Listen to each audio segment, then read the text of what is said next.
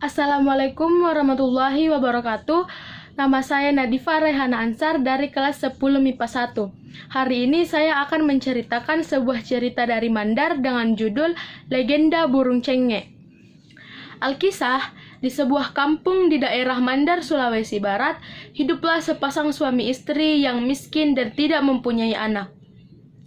Hampir setiap malam mereka berdoa agar dikaruniai seorang anak, tapi Tuhan belum juga mengabulkan doa mereka. Meski demikian, sepasang suami istri itu tidak pernah berputus asa dan terus berdoa kepada Tuhan. Ya Tuhan, jika Engkau berkenan mengaruniai kami seorang anak laki-laki, hamba bersedia membuatkannya ayunan dari emas. Doa sang suami. Sebulan kemudian, sang istri pun hamil. Betapa bahagia dan senangnya sang suami mendengar hal itu.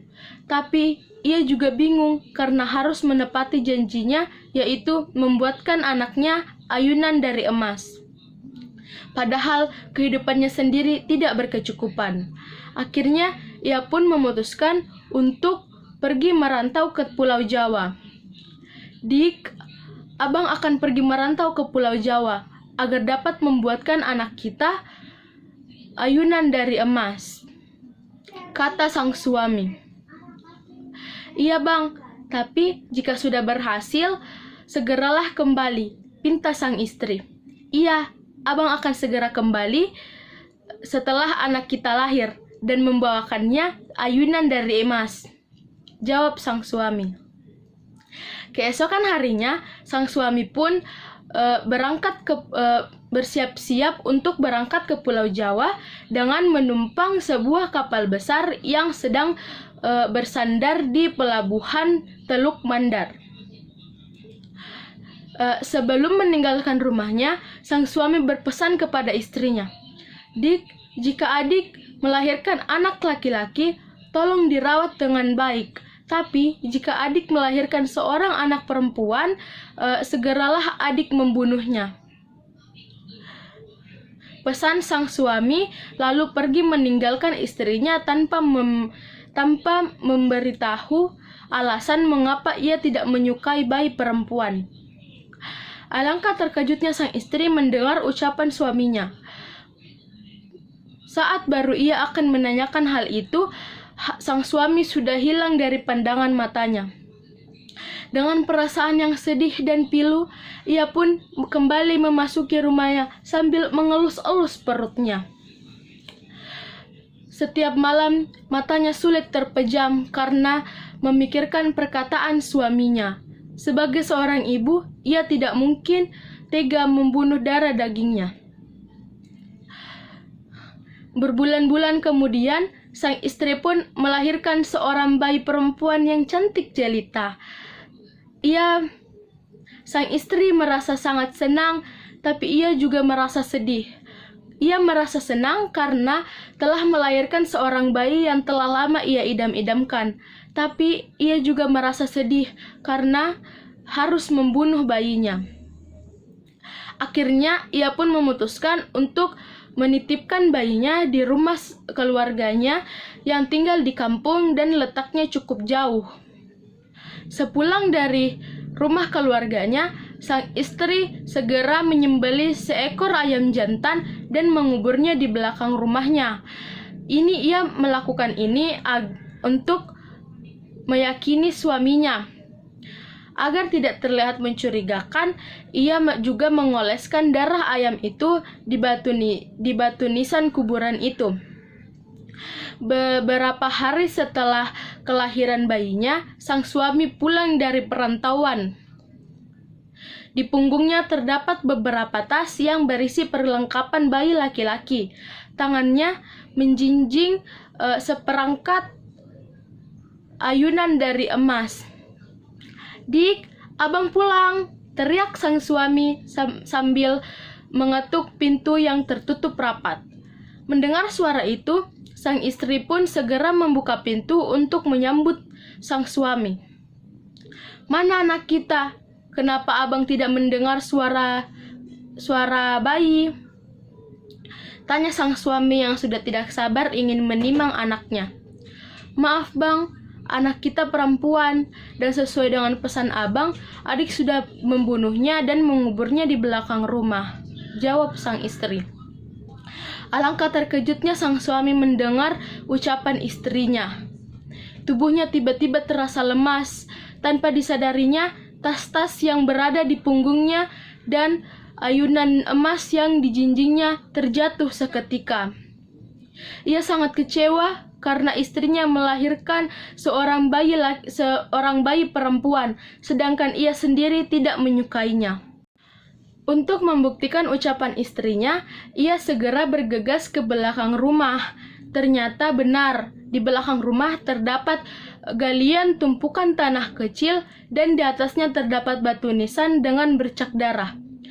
Tanpa rasa curiga sedikit pun, sang suami percaya bahwa isi kuburan itu adalah putrinya.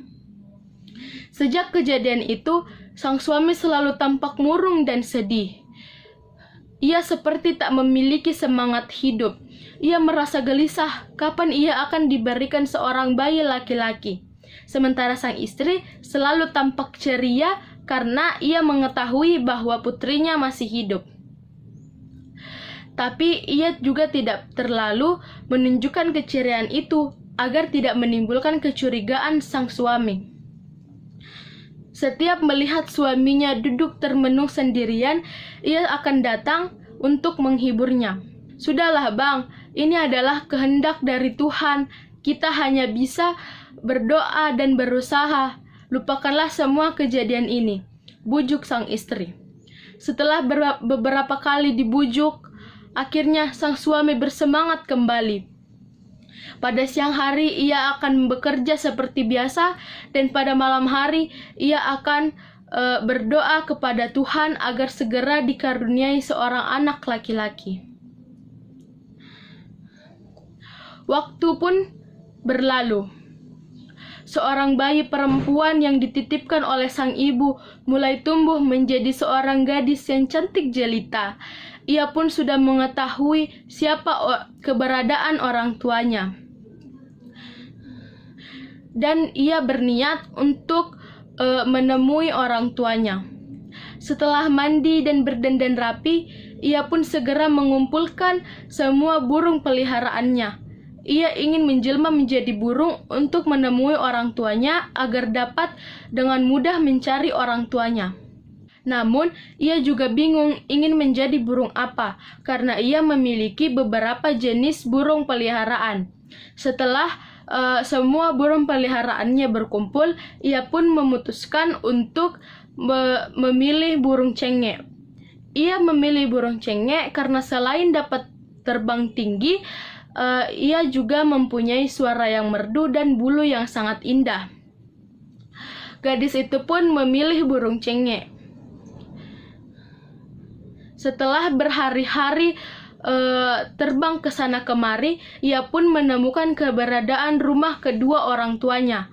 Ia berputar-putar di atas bubungan atap rumah kedua orang tuanya sambil bernyanyi, "Cengek, cengek, inilah aku yang terbuang oleh orang tuaku. Kini sudah aku sudah mengerti siapa orang tuaku, meskipun tidak mungkin kembali kepadanya." Mendengar nyanyian itu, kedua orang tua cengek yang sedang asyik beristirahat segera bangkit dan keluar dari dalam rumah. Alangkah terkejutnya mereka melihat seekor burung cengek tengah berputar-putar di atas rumahnya. Belum sempat mereka berkata apa-apa, cengek kemudian berpesan kepada kedua orang tuanya sebelum ia pergi. "Hai orang tuaku, kedatanganku ke sini hanya ingin berpamitan. Ananda ingin pergi ke tanah Jawa. Tak ada gunanya Ananda tinggal bersama kalian, karena Ananda tak diinginkan." Kemudian terbang tinggi meninggalkan orang tuanya. Akhirnya, rahasia sang istri pun terbongkar juga di hadapan suaminya. Ia menceritakan semuanya dan meminta maaf kepada suaminya karena tidak berterus terang.